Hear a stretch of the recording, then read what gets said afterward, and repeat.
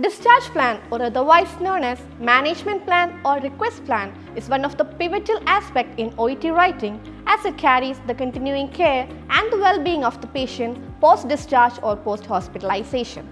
Therefore, it is very important to write the discharge plan in an effective manner. So, through this video, we are going to have a detailed discussion regarding effective structuring of a discharge plan.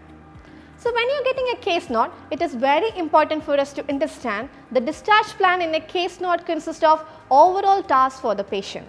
But it is not necessary for a single person to handle all these tasks. That is the most important thing that you have to identify. So first of all, when you are getting a case note, what you have to do is identify who is going to be the reader of this particular letter. And according to the reader, identify the task that is relevant for the reader. Now you will be having a confusion, what are the tasks that are relevant to the reader? What you have to do is choose the task that needs to be completed by the reader and needs to be informed to the reader. ഒരു reader complete ചെയ്യേണ്ട ടാസ്കുകളും റീഡറിനെ അറിയിക്കേണ്ട ടാസ്കുകളും തിരഞ്ഞെടുക്കുക. For example, we are writing a letter to a community health nurse. And in the discharge plan, it has mentioned that daily dressing needs to be provided to the patient. And the same patient has a follow-up in 2 weeks. So the daily dressing is a task that needs to be completed by the reader. On the other hand, the follow-up in 2 weeks is a task that needs to be informed to the reader. Once you identify the relevant task to the reader, now you have to do is prioritize these tasks according to its intensity. For example, suppose in your discharge plan, it has mentioned that daily dressing is there for the patient, monitoring of his vital signs are there, and the same patient has to start physiotherapy in 2 weeks.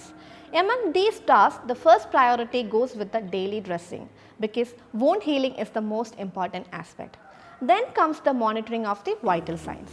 Then only the third priority goes with the physiotherapy that needs to be commenced in 3 weeks or 2 weeks.